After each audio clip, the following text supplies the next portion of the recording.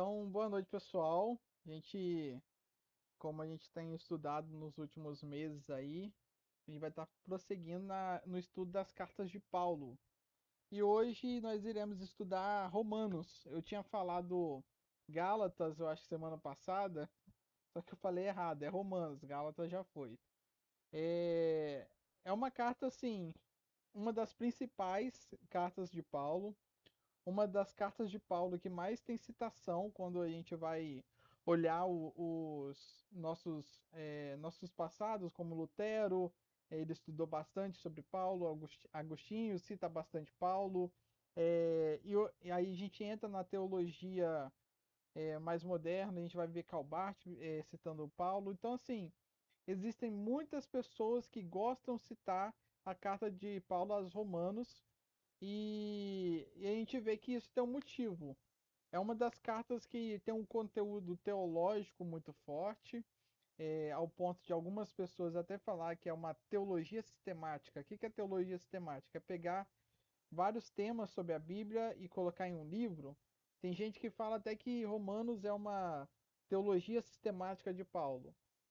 Nós discordamos disso, né? Mas a gente vê ali que realmente ele aborda vários assuntos diversos, né? Fala sobre fé, fala sobre a graça, fala sobre um pouco, né, sobre o Espírito Santo. Então a gente vê ali que Paulo aborda vários assuntos nessa carta, mas para que a gente possa entender de fato essa carta, a gente tem que entender o contexto onde ela foi escrita.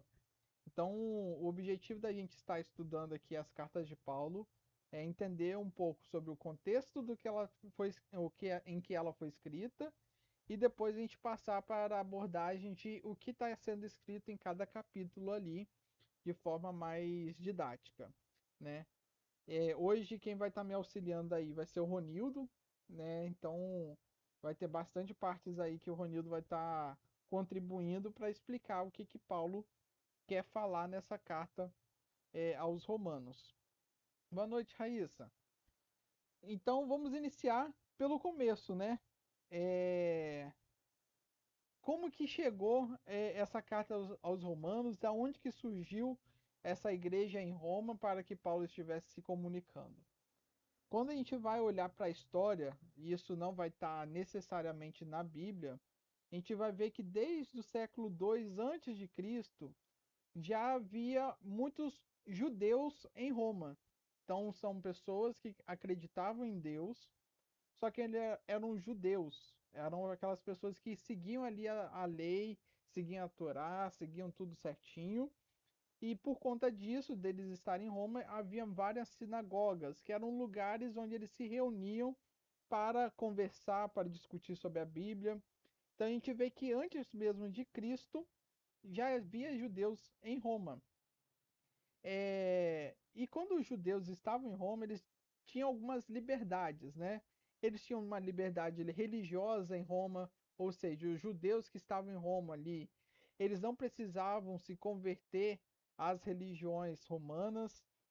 Os judeus que estavam ali em Roma não precisavam prestar o serviço militar. Eles tinham, por parte do governo romano, uma liberdade também para continuar com seus costumes nacionais.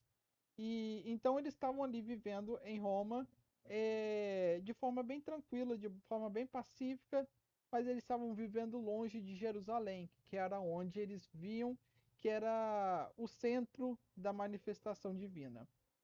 O que eles faziam anualmente, então, para tentar se aproximar ainda mais de Deus? Anualmente, eles se deslocavam até Jerusalém, eles faziam uma grande procissão, vamos dizer assim, até Jerusalém para fazer parte das festas judaicas da época. E uma dessas festas era a festa de Pentecostes. E no ano onde Cristo foi morto, eles provavelmente saíram também de Roma e foram até Jerusalém para participar da festa de Pentecostes. E nós sabemos o que acontece naquele ano, nessa festa de Pentecostes, né? O Espírito Santo desce, as pessoas começam a falar em outros idiomas, há uma grande manifestação do Espírito Santo e Pedro começa a anunciar. Então, tudo isso está relatado lá em Atos.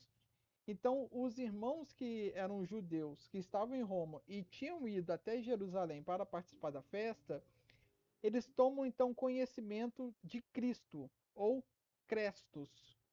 Depende de como que vai estar relacionado mais para frente, e isso é muito importante para as consequências que vai acontecer. Eles começam então a conhecer Cristo, e eles voltam para Roma, conhecendo Cristo, e começam a se reunir em suas casas, já acreditando que Cristo era o Filho de Deus.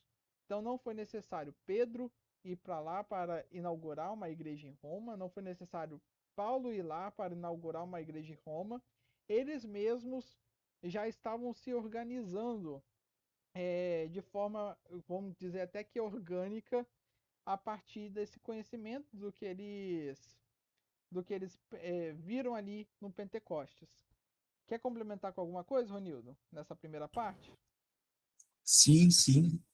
Gostaria de comentar que a gente tem conhecimento que as primeiras perseguições que os cristãos sofreram foram no meio dos próprios judeus.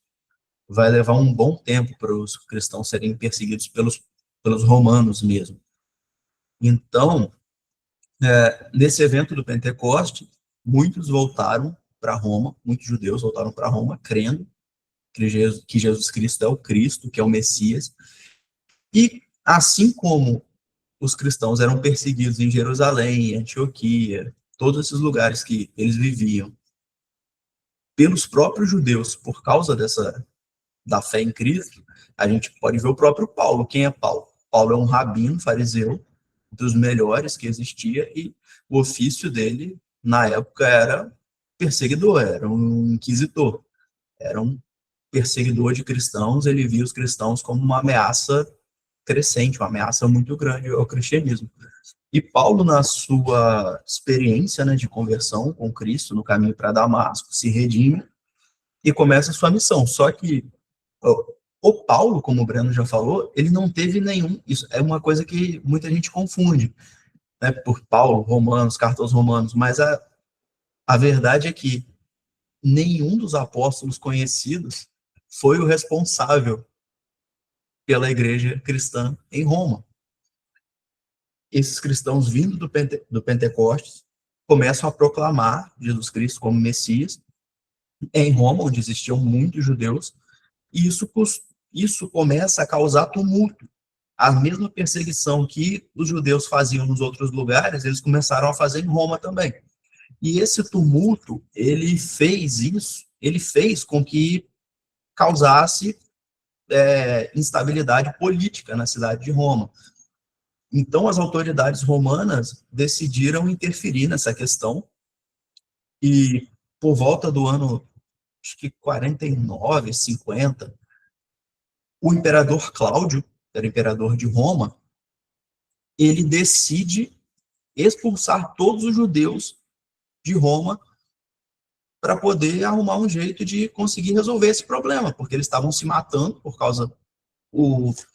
Tem um comentário um comentarista chamado Joseph Fitzmyer, comentário de Romanos, que ele cita, o F.F. Bruce também cita, um historiador romano chamado Suetônios, que o Suetônios fala que Cláudio proclama esse édito por causa que os judeus estavam brigando por um tal de Crestos, que era como os romanos interpretavam na época a palavra Christos, que era em grego.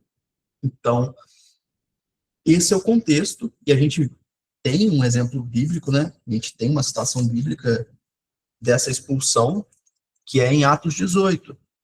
Em Atos 18, versículo 2, vai falar que Priscila, esposa do Áquila, está voltando da Itália, e porque o imperador Cláudio tinha mandado os judeus todos embora de Roma por causa desse problema. E isso causa, digamos, uma crise humanitária. Isso causa que os judeus vão ser expulsos de Roma. Eles moram em Roma, têm suas casas, seus negócios, suas posses, e eles têm que todos ser mandados embora de Roma, empobrecidos, para viver em outros lugares. Né? E o Paulo, nas suas cartas, em Coríntios principalmente, ele está pedindo ajuda para esses judeus empobrecidos, e se supõe que principalmente são os judeus que foram expulsos de Roma, que ele chora, nem implora para que as igrejas ajudem os irmãos judeus vindo de Roma. Então, o contexto é mais ou menos esse. O tumulto que, né, a vinda de Jesus Cristo para Roma causou na cidade, né, por causa dos judeus. E aí, depois que o imperador Cláudio morre, o novo imperador suspende o édito, isso leva uns 5 anos. Ele suspende o édito e aí os judeus podem voltar para Roma. Só que aí o que é que acontece? Os judeus deixaram Roma, porém, muitos convertidos a Cristo não eram judeus. Eles eram gentios, eram romanos, gregos e de outras nacionalidades. E eles viviam em Roma. E eles tocaram o barco. Eles tocaram a igreja adiante. Quando os judeus voltam para Roma, começa uma nova briga, um novo cisma. Talvez não com violência, mas os judeus cristãos começam a brigar sobre questões da igreja romana relacionadas à guarda do sábado, às leis alimentares, à circuncisão, um problema que a gente vê em Gálatas também, né? Mas em Roma, o que causa essa cisão é isso. Os gentios, né, os gregos que tocaram a igreja em Roma pelos 5 anos que os judeus estiveram fora, eles não se atentaram e não nem precisavam, né? O Paulo fala que eles não precisavam seguir esses costumes, e agora os judeus voltam querendo exigir que eles se tornem judeus também, que eles cumpram esses costumes, essas leis rituais, leis salutares, né, Uhum. da lei judaica. É, leis da dieta, né? Também. Sim, então, o contexto em que Paulo está escrevendo Romanos é um contexto pastoral. Ele está escrevendo uma teologia do evangelho, ele está ensinando o evangelho para essa gente novamente, porque eles precisam se unir. Paulo tem um desejo, a gente vê em Romanos 15, de que os judeus, que os cristãos, né, de Roma se unam para poder fazer uma missão à Espanha. Quando Jesus faz a grande comissão, ele proclama que eles preguem até os confins da terra. E para o mundo antigo, para aquele mundo, eles acreditavam que a Espanha era o fim da terra. Então, para Paulo, essa missão de levar o evangelho à Espanha era cumprir a missão de Jesus Cristo, levar até o fim do mundo, pelo menos da parte dele ali. Então, ele tem esse objetivo, esse desejo de cumprir essa missão, e ele precisa que a igreja de Roma se una, os judeus, os gregos, se unam novamente como irmãos em Cristo, para poder fazer essa missão. Então, o contexto de Romanos é esse. Paulo quer unir essa igreja dividida para que a proclamação do evangelho continue pelas terras em que ainda não chegou. É interessante a gente olhar que essa confusão acontecia dos dois lados. Não era só os judeus que eram malvados e estavam querendo impor ali algum tipo de lei que ficasse com fardo pesado aos gentios, mas os gentios que estavam ali também seguindo ao cristianismo ficavam zombando daqueles judeus que estavam ali seguindo aquele motor de lei. Então Paulo ele escreve, ele fala assim: os gentios pecaram, os judeus pecaram, todos pecaram, tá todo mundo errado aqui, pessoal. Então vamos se unir aqui e aí ele começa a tratar isso para que não haja nenhum tipo de rixa, de revanchismo entre um e outro ali e para que eles possam viver em união.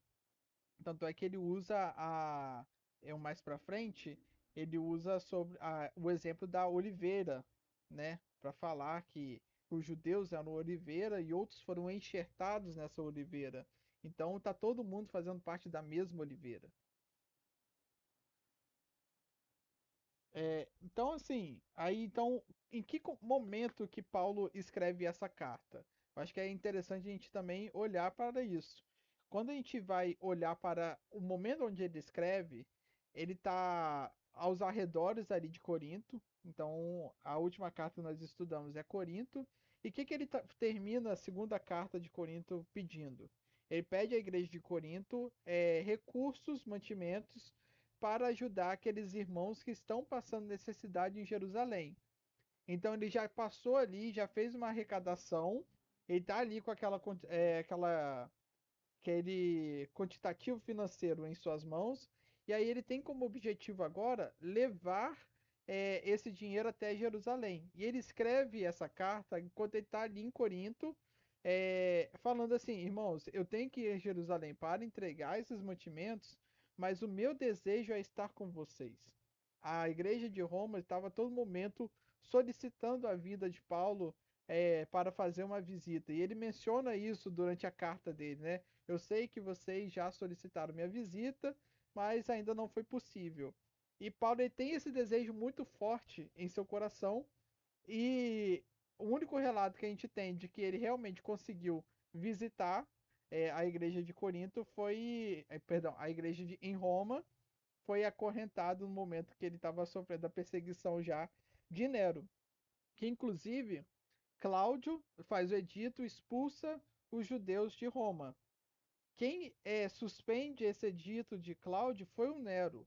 Então, assim, à primeira vista, pode ter parecido algo como estamos bem, agora estamos podendo voltar para casa, mas logo em sequência, Nero, mais tarde, né, vai iniciar uma grande perseguição contra os judeus ali. Então, é mais ou menos esse o contexto que começa a ser desenhada essa carta aos Romanos. E é uma carta que Paulo não escreve de próprio punho do início ao fim. É uma carta que Paulo está ditando, né? A gente vai ver isso, se não me engano, no capítulo 16, versículo 22. Ele está ditando. E quem vai entregar essa carta vai ser a diaconisa Febe, né? Então ela que vai ser a responsável por levar essa carta até os romanos. E aí tem um contexto interessante que o Ronildo vai trazer aqui, que as cartas no passado não era uma cartinha como a gente escreve uma carta hoje em dia. Ela tinha um conteúdo mais congregacional. Quer explicar um pouco, Ronildo? Sim, sim, principalmente pelo que era escrita no mundo antigo, né? Hoje, se eu quiser escrever qualquer coisa, nem é assim mais, mas vamos dizer que seria, né? Eu quero escrever alguma coisa, eu digito num papel e dobro e mando entregar alguém. Coloco no envelope, nem é assim mais, mas digamos quando era, né? O custo e a facilidade disso é muito maior do que no mundo antigo. No mundo antigo, para produzir uma carta, você estava utilizando de um recurso muito escasso, tanto papel quanto a tinta, seja as tabuinhas de cera que eles escreviam, geralmente mensagens curtas, né? Ou estudos, eles escreviam em tabuinhas de cera. Quando eles tinham que preservar alguma coisa, eles colocavam em tabuinhas de, de barro, de Argila, cerâmica. argila. Isso, É, a cerâmica e argila. e livros, né? Rolos de papel, o pergaminho, que era um rolo de couro, que eles raspavam o couro todo, curtia, e pintava a mensagem no couro, né? Isso era muito raro. Então, eles só faziam cartas em pergaminhos, os chamados livros, para coisas muito importantes, coisas que de fato deviam ser preservadas e que tinham que ser utilizadas para alguma coisa. Então, as cartas que a gente vê de Paulo aqui, elas, acho que, tirando Filemon, elas não são coisas pessoais. Elas são instruções para uma igreja. Vamos supor, é como se o pastor Leandro quisesse passar uma instrução para a nossa igreja e ao invés de mandar no WhatsApp, ele está distante, aí ele manda escrever uma carta com toda a instrução, manda alguém entregar, e aí no culto de domingo, como se fossem os avisos, né? Uhum. coloca a carta lá no púlpito, e aí alguém lia. Geralmente, quem sabia ler, né, lia para todo mundo ouvir, né? Os livros da Bíblia eles eram todos audiolivros, né? De certa forma, a maioria das pessoas não lia esses livros. Quem lia era o dirigente da congregação e as pessoas ouviam. E aquilo era lido muitas vezes, servia como instrução. Então, o contexto é mais ou menos esse. As cartas eram coisas para serem lidas para a comunidade ouvir. Uhum. Então, então a gente já passou aí pelo contexto histórico, a gente está vendo aí que nesse regresso dos judeus que foram expulsos de Roma, começa a ter uma rixa entre judeus e gentios, onde um não está guardando as leis judaicas, o outro está falando que precisa de guardar as leis judaicas para serem salvos, e aí começa a ter uma cisma dentro desse contexto. Paulo então dita essa carta para que seja levada até Roma através de Febe, e quando Febe chega lá, ela vai ler para toda aquela igreja. E aí, igreja, não entenda igreja como um templo bonitinho, igual a gente tem hoje. Igreja eram vários grupos familiares, como se fossem nossas células, né? Várias casas espalhadas que se reuniam, então tinha que ser disseminado para todas essas pessoas que estavam em Roma. Então a igreja em Roma não era um prédio, a igreja em Roma eram várias casas espalhadas ali, e era para esse pessoal que Paulo estava escrevendo. E aí eu quero começar então, para a gente entrar já no texto, na estrutura da carta aos Romanos, como que ela está distribuída? A estrutura, a carta, ela é dividida em. Tem quem divide em 3 blocos, tem quem divide em 4 blocos. Quem divide em 3 blocos, diz que o primeiro bloco de cartas, ou o primeiro bloco da carta, é do capítulo 1 até o capítulo 8. Do capítulo 1 até o capítulo 8, Romanos trata concisamente de um assunto só progressivamente. Capítulo 9 até o capítulo 11 é outro bloco, ele está tratando de outro assunto, ainda relacionado ao contexto todo, porém ele está tratando de outro assunto.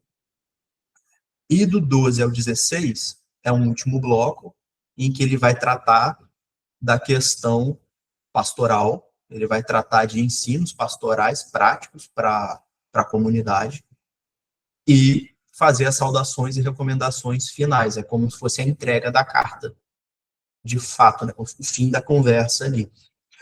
O bloco do meio, do capítulo 9 até o 11, ele vai tratar precisamente sobre a situação, como fica Israel, como ficam os judeus diante de Deus, nessa questão dos judeus não terem recebido Cristo, e dos judeus, e o que vai acontecer com os judeus. Eles perderam a salvação, eles perderam a oportunidade, eles não vão ser salvos mais, ele vai tratar disso, mas na nossa aula não vai ser sobre isso hoje, é para a próxima.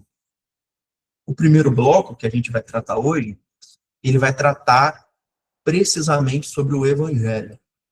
Então, como do 1 até o 8, ele vai tratar como o evangelho, o que é o evangelho, quais são as propriedades do evangelho e como esse evangelho tem poder para redimir essa comunidade que estava com tantas brigas. Né? E nada como o evangelho para a reconciliação das pessoas, para a reconciliação das comunidades. E essa é o objetivo do Paulo. A gente pode dividir esse bloco primeiro de 1 a 8 também em 2 blocos. Do 1 a 4, o Paulo vai tratar como o evangelho revela a justiça de Deus. E do 5 ao 8, ele vai falar sobre como o evangelho de Deus, o evangelho de Jesus Cristo, redime essa humanidade para uma nova humanidade. Então, o tema central de Romanos é o evangelho. O que é o evangelho, quais os efeitos do evangelho.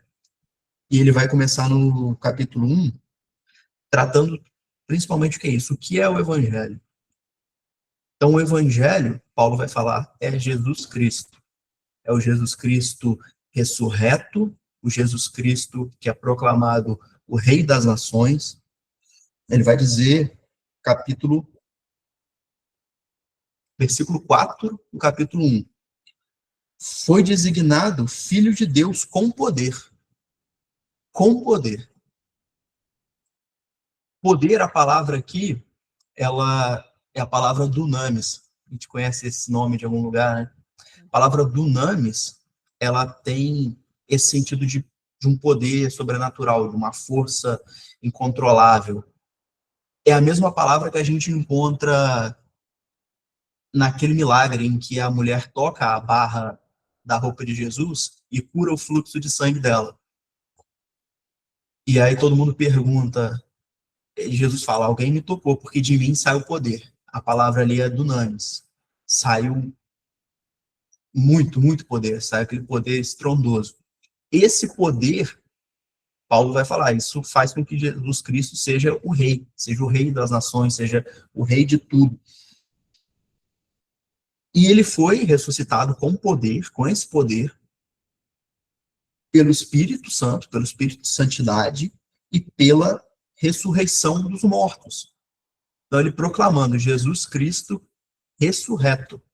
Jesus Cristo ressurreto com poder é o Evangelho. O Jesus Cristo, por exemplo, dos progressistas aí, né, que não ressuscitou e é só um exemplo de justiça social. Isso aí não tem poder. Esse não é o Evangelho, isso é um Jesus Cristo sem poder.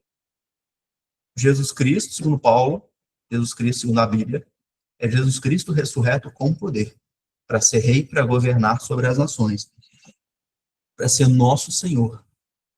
Então, a ressurreição de Jesus Cristo, ela prova seu poder de uma forma tão grande que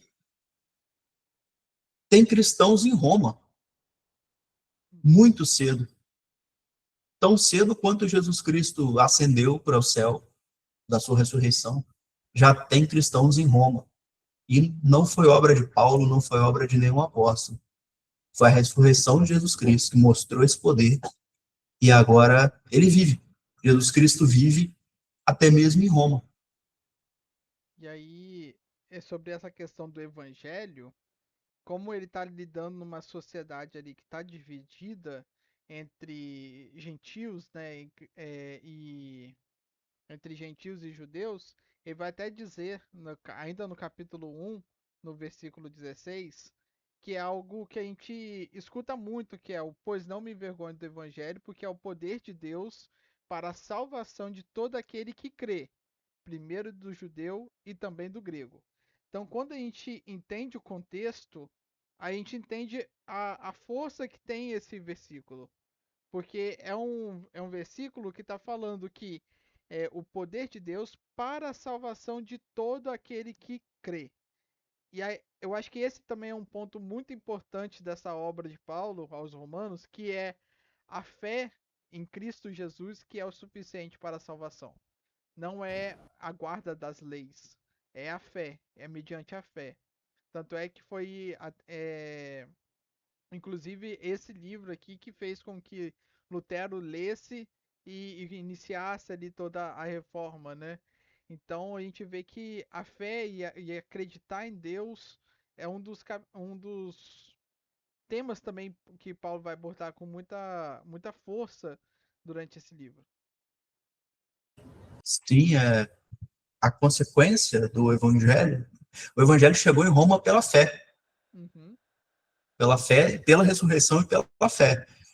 E o Evangelho, além de mostrar que Jesus Cristo é ressurreto e com poder, o Evangelho vai mostrar a justiça de Deus e o poder de Deus para salvar as pessoas.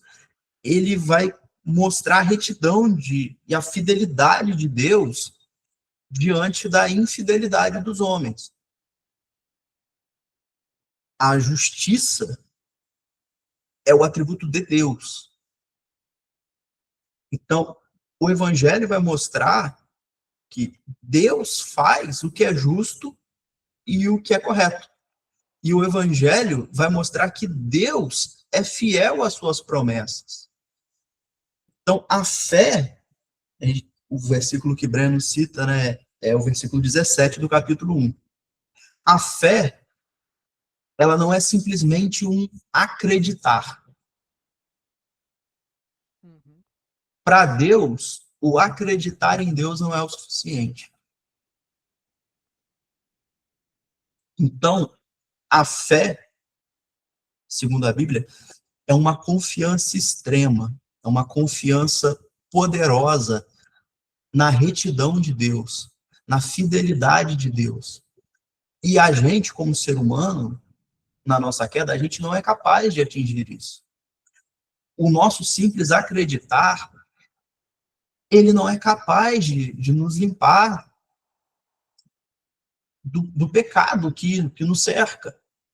Então, Deus, ele mostra seu amor, ele mostra a sua fidelidade ao mundo, ao ser humano, dando a sua fé, a sua fidelidade e a sua fé. Deus tem a sua fé, a sua fidelidade para com o homem, e em Cristo o homem recebe essa fé. O homem pode crer e seguir, ter fé em Deus por causa da fidelidade de Deus. É o que o Paulo está querendo passar no capítulo 1. Então, não depende de cumprir isso ou aquilo, que era a questão dos judeus e dos gregos ali. E também não depende do ser livre ou não ser, que era a questão dos gregos para com os judeus. Mas depende de Deus, depende do evangelho, depende da fé, que é um trabalho ali de Deus e do homem, né? É aquele esquema, né? Porque a fé é a fidelidade do homem se encontrando com essa fidelidade de Deus. Então, a fé é tudo de Deus e o homem vai ao encontro, né? Uhum. Deus vai ao encontro do homem e o homem recebe esse encontro de Deus. É o que Paulo É, está querendo passar. o que Paulo está querendo passar, e como você disse, é que a salvação ela é algo que nós não merecemos, né? Mas ela é algo que não é universalmente desfrutada. Para você desfrutar da salvação, é apenas se você ter fé, se você crer realmente em Cristo. Então é algo que nós não merecemos, mas Deus concede, mas ele não concede a todos, ele concede àqueles que creem em Deus, em Cristo Jesus como Salvador. Então, o que Paulo está querendo também enfatizar aqui, que aqueles judeus que estiverem ali reunidos e não estiverem crendo que Cristo é o Filho de Deus, ressurreto dos mortos, estes também não vão herdar o reino de Deus, porque você tem que crer na obra de Jesus Cristo para ser salvo. E aí, até continuando, a gente vai lá para o capítulo 2, ele fala lá no capítulo 2, versículo 11: porque para com Deus não há acepção de pessoas. Por que, que ele diz isso? Porque a fé em Cristo Jesus, ela é capaz de salvar tanto o judeu, aqueles que estavam recebendo primeiramente o evangelho, quanto o gentil, quanto os gregos, aqueles que não tinham nada a ver com a fé judaica. Então, para Deus não há mais acepção de pessoas. A salvação não é algo mais restrito a um único grupo. A salvação agora, ela sempre foi, né? Que era obrigação do povo, do povo judeu anunciar anunciar Deus como Salvador a todas as nações. Por isso que Deus fala que vocês serão nações de sacerdotes, nação de sacerdotes. Mas eles não estavam cumprindo isso. E agora que Cristo veio e Cristo falou que é para anunciar a todo mundo e começa essa grande comissão, Paulo está deixando bem claro aqui que para Deus não há acepção de pessoas. A fé é capaz de salvar todos, tanto o judeu quanto o grego. Exato, e Paulo, antes do capítulo 2, dos versos 18 do 1 até o final, o verso 32 do capítulo 1, ele vai dizer por que todos precisam de salvação e por que não tem ninguém salvo a priori, né? Uhum. O judeu não é salvo por ser judeu. Então, do verso 18 ao 32 do capítulo 1, ele vai descer o verbo sobre como o ser humano perpetua sua injustiça, seus atos errados, seus atos maus, e ele vai falar isso sobre os gentios. Deus, ele manifesta nas suas obras de criação a sua justiça, ele manifesta a sua glória, a sua existência, porém, os gentios, eles não os reconhecem. Eles trocam Deus por imagens falsas. E Deus os entrega às suas paixões mais imorais, as várias coisas. Aqui está bem claro para quem quiser ler. Vou só dar um panorama aqui, que aí o pessoal vai acompanhando aí na Bíblia. O que o Ronildo está dizendo, está no versículo 19.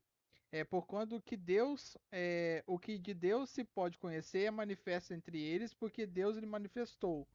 Porque os atributos invisíveis de Deus, assim como o seu eterno poder, como também a sua própria divindade, claramente reconhecem desde o princípio do mundo, sendo percebidos por meio das coisas que foram criadas.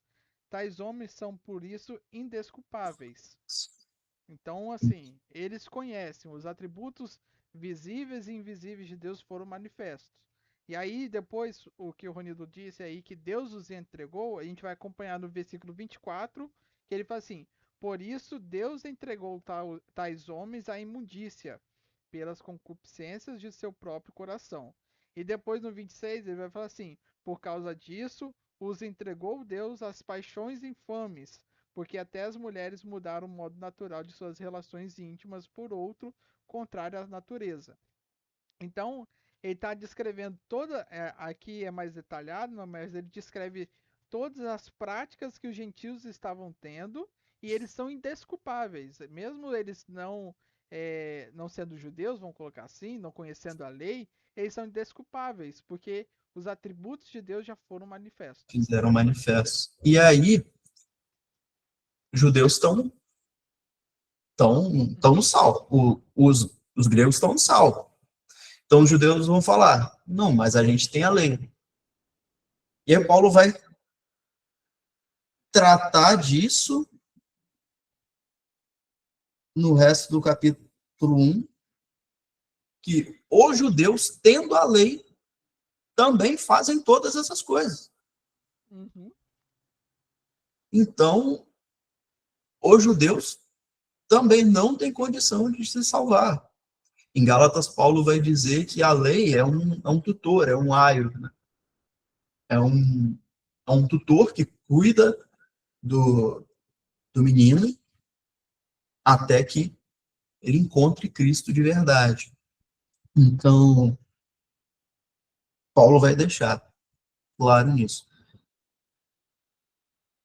Versículo 2, capítulo 1. Portanto, és indesculpável, ó homem, quando julgas quem quer que seja, porque no que julga o outro, a ti mesmo te condena, pois praticas as próprias coisas que condena.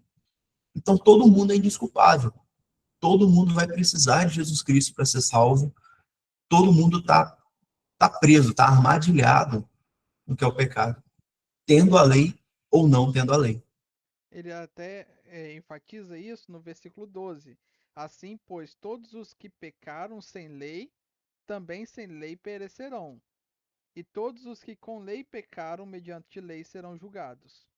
Porque os simples ouvidores da lei não são justos diante de Deus, mas os que praticam a lei hão de ser justificados.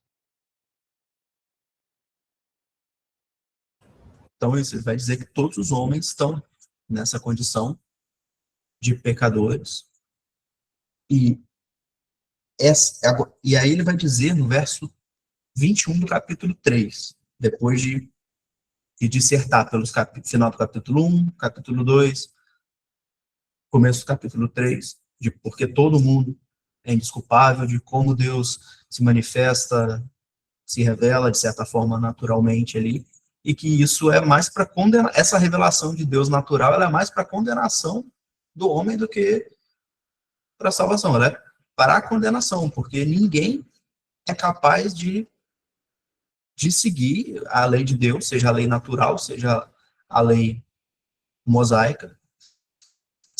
E aí ele vai dizendo 21 e 22 do capítulo 3. Mas agora, sem lei, se manifestou a justiça de Deus, testemunhada pela lei e pelos profetas. Justiça de Deus mediante a fé em Jesus Cristo, para todos e sobre todos os que creem, porque não há distinção. Aí ele termina com a grande frase: pois todos pecaram e carecem da glória de Deus, sendo justificados gratuitamente por sua graça, mediante a redenção que há em Cristo Jesus, a quem Deus propôs no seu sangue como propiciação, mediante a fé, para manifestar a sua justiça por ter Deus, na sua tolerância, deixado impunes os pecados anteriormente cometidos.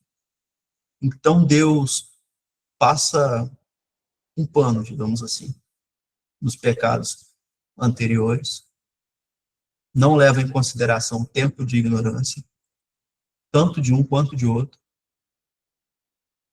e dá Jesus Cristo como redenção para o homem, como possibilidade e como garantia de salvação para todo aquele que crê nele, que crê que Jesus Cristo é Deus, que Jesus Cristo é o Filho de Deus. E aí, então a gente consegue entender o que está acontecendo ali na igreja, baseado nesse versículo de Romanos 3:23, pois todos pecaram e carecem da glória de Deus. Por quê? Tava tendo, então, voltando, né, tava tendo uma igreja que estava dividida entre gentios e judeus, onde judeus achavam que estavam salvos porque estavam guardando a lei, os gentios achavam que estavam salvos, mas continuavam praticando as suas imundícias. Então Paulo primeiro expõe os pecados dos dois, começa com os gentios, quais são os seus pecados, os judeus, quais são os seus pecados, e termina. Todo mundo é pecador aqui. Mas aí ele dá a saída, que é, se você tiver fé em Cristo Jesus, você será salvo, você será justificado. Ele vai dizer no capítulo 3, verso 28, concluímos, pois, que o homem é justificado pela fé, independentemente das obras da lei. Nenhuma obra pode salvar ninguém, só Jesus Cristo pela fé. E ele vai começar a dar um exemplo para eles de como isso é verdade no capítulo 4. Ele vai dar o exemplo de Abraão. Capítulo 4, ele vai falar: Abraão recebeu a promessa antes de existir a lei.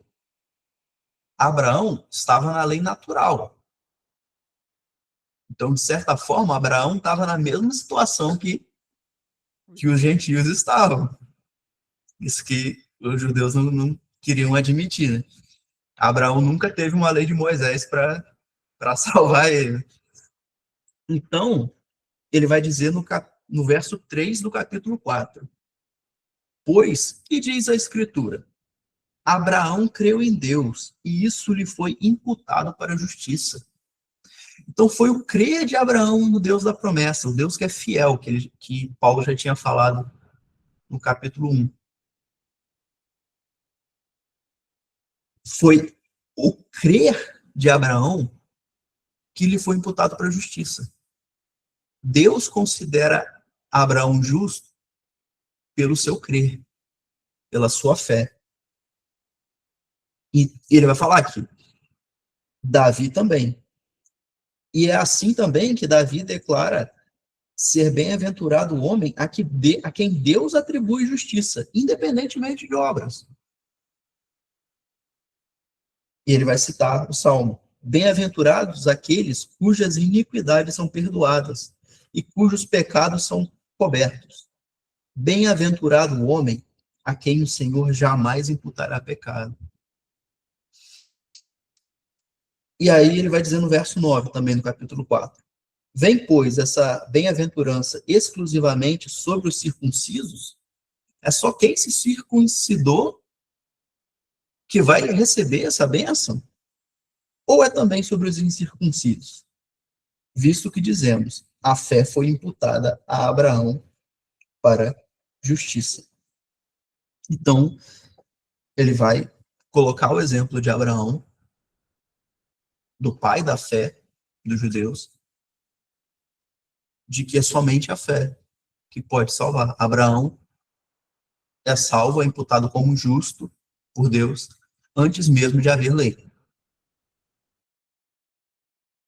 E aí, eu acho que a gente pode caminhar pro encerramento, só que é um tema que aparece aqui no capítulo 4, que ele vai estar falando sobre a circuncisão, que era algo que os judeus estavam cobrando dos gentios ali, né? Então, uma das práticas que os judeus estavam cobrando era a circuncisão.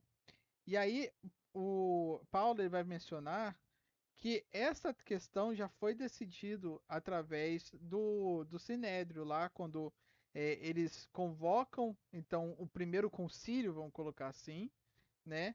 E Pedro, então, eles começam a anunciar, Pedro e João e começam a debater sobre se é necessário ou não a circuncisão, e ele vai abordar sobre isso. Então, ele fala sobre isso, né?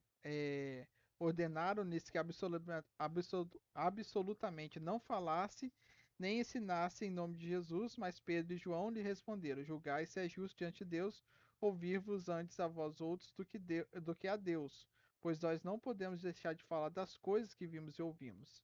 Depois, ameaçando-os mais ainda, os soltaram, não tendo achado como os castigar por causa do povo, porque todos glorificavam a Deus pelo que acontecera. Eu acho que eu me confundi aqui nos versículos. Acho que não é aqui que ele está falando sobre a circuncisão, não.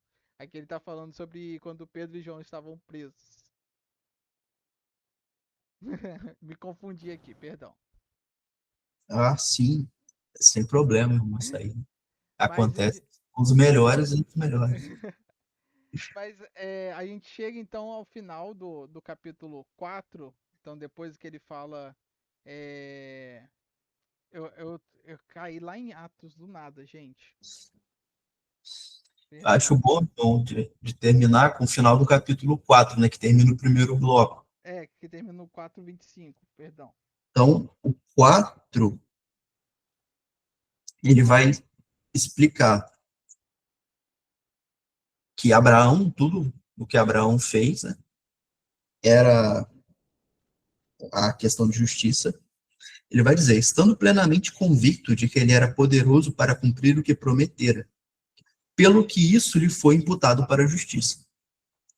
E não somente por causa dele está escrito que ele foi levado em conta, mas também por nossa causa, posto que a nós igualmente nos será imputada a justiça, a saber, a nós que cremos naquele que ressuscitou dentre os mortos,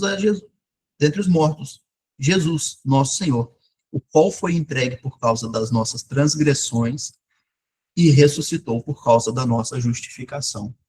Então, a promessa que Abraão creu, que o tornou justo, é Jesus Cristo. O cumprimento de tudo que Deus prometeu a Abraão, ao povo judeu, à humanidade, é Jesus Cristo. É em Jesus Cristo que há a possibilidade de finalmente Abraão ser pai das nações da terra. Essa promessa se cumpre e agora nele há a nossa justificação. Deus é, agora, Deus nos imputa um estado de justiça. Breno, Não, desculpa, Ronildo. à vontade. Só para ajudar o Breno aí, quando fala da circuncisão, Romanos 2, a partir do 25 até o 29, ele trabalha sobre a circuncisão, e aí ele explica que a circuncisão não é apenas física, mas ela é do coração, que é feita pelo Espírito. Aí Romanos 3:1, ele vai falar também que não existe vantagem para quem é da circuncisão ou do judeu. Não há vantagem, como vocês já falaram. E no 4, que eu acho que é esse texto que o Breno queria falar, do 9 ao 12, ele vai usar Abraão como um exemplo e vai mostrar que a justiça ela veio antes da circuncisão pela fé. Então, essa justiça ela vem antes da circuncisão pela fé, e aí ele vai usar o exemplo de Abraão. Então, acredito que era esse texto que o Breno queria utilizar.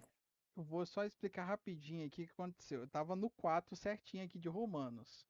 Na hora que eu peguei a Bíblia, caiu em Atos 4, que tava falando de Pedro e João. E aí eu tava com o versículo certo, eu olhei para onde o versículo tava e comecei a ler o versículo errado. Então, desculpa aí, pessoal. Por isso que eu me confundi todo aí, me bananei. E mudou aqui a página na hora. Mas é isso mesmo aí que eu queria falar. Então, é exatamente isso. O primeiro bloco, 1 a 4, Paulo termina explicando a justificação. O que significa isso? Deus nos torna justos por seu Filho Jesus Cristo, e a nossa fé nele, a fidelidade dele a isso. Então, Deus é que nos imputa essa justiça, mesmo diante da nossa injustiça. Aí, pra gente finalizar a aula, porque já vai dar 9 horas, e a gente abrir para perguntas, se Só dar tiver, uma sugestão, Breno. pode falar. Semana que vem faz a segunda parte. Eu não sei se vocês programaram. Ah, É, ótimo, ótimo.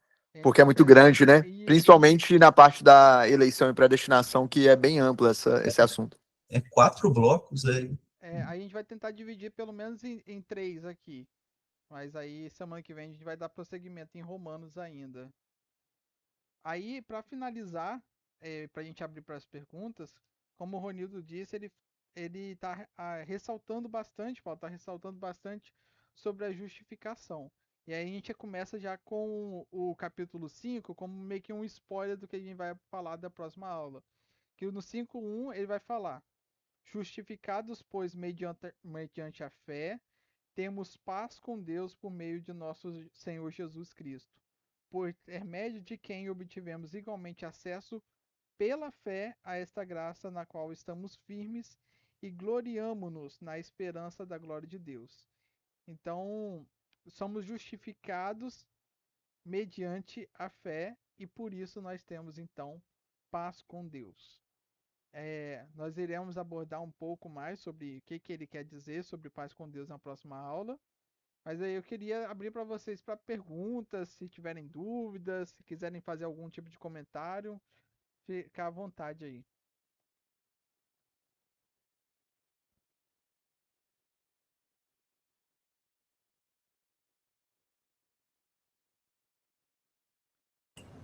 pergunta aí, galera. Espreme nós aí. O pessoal tá voltando de férias, tá moado ainda. Pode ter certeza, quando for tratar Romanos 9, 10 e 11, vão ter muitas perguntas. Aí pega, né, pastor? Inclusive, sobre essa parte aí, vai ser uma parte bem legal que a gente vai estar fazendo o que a estrutura como o texto está escrito, né? O que é o quiasmo. Então a gente vai fazer a abordagem, né, do paralelo entre o 9 e o 11, depois a gente vai fazendo essa estrutura toda até chegar no texto central. Então fica aí o convite para vocês acompanharem aí que é um texto muito rico. Ô, Breno, você é arminiano?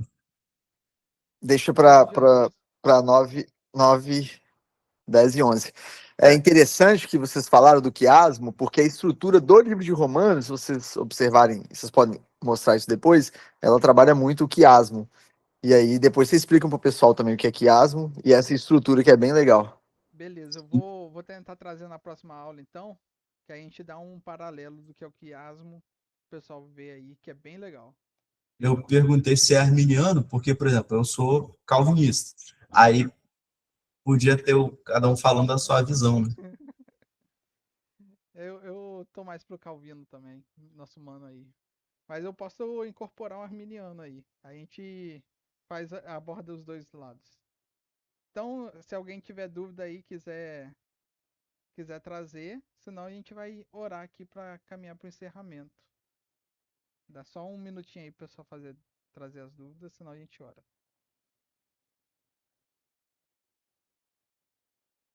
Só quero parabenizar vocês, foi muito bom o estudo e gostei bastante desse formato que vocês fizeram. Deus abençoe. Valeu.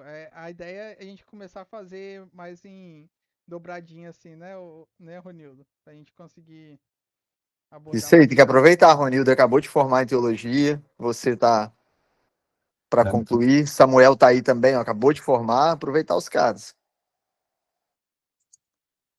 Beleza, então. Então, Aqui, oi, pode eu falar. gostaria de falar, aí, Breno, você é muito bem desembolado, bem desenvolvido, e eu achei o Ronildo, mais técnico, assim, ficou bem bacana. É uma percepção particular, eu posso até estar enganado, entendeu? Mas teve uma pegada um pouco mais desembolada, mais fluida e uma parte mais técnica. Eu achei muito bacana isso, parabéns, tá? É bom fazer uma dobradinha, né? Cada um ali. Valeu, que bom que gostaram. Vou até pedir então o Samuel para orar aí pra gente, já que ele teve coragem de abrir o microfone, pra gente estar encerrando esse estudo de hoje e semana que vem a gente volta dando prosseguimento. Pai amado, digno de honra e de glória, muito obrigado, Pai, por tudo que o Senhor tem feito em nosso meio. Muito obrigado pelas bênçãos que recebemos dia após dia. Muito obrigado, Pai, porque o Senhor abre caminho, aplana as trilhas, ó Pai, e nós caminhamos seguro porque o Senhor nos sustenta com a sua mão forte e poderosa. Pai amado, abençoa os nossos professores, o Breno e o Ronildo, dê cada vez mais sabedoria a eles, ó Pai, para que eles possam ensinar tudo da melhor maneira possível, que teu santo nome seja engrandecido e que a igreja vinde, ó Pai, seja uma potência para a honra e para a glória do teu santo e poderoso nome.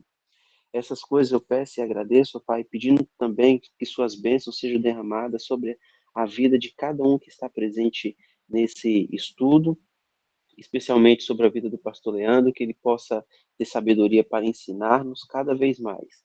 Essas coisas eu peço e agradeço, rogando em nome de Jesus, aquele que vive e reina para todo sempre. Amém. Amém. Amém, Amém. pessoal. Abraço a todos. Sábado tem encontro de casais, hein? Então quem tá casado aqui, sábado na praia. Tamo lá. Abraço. Valeu.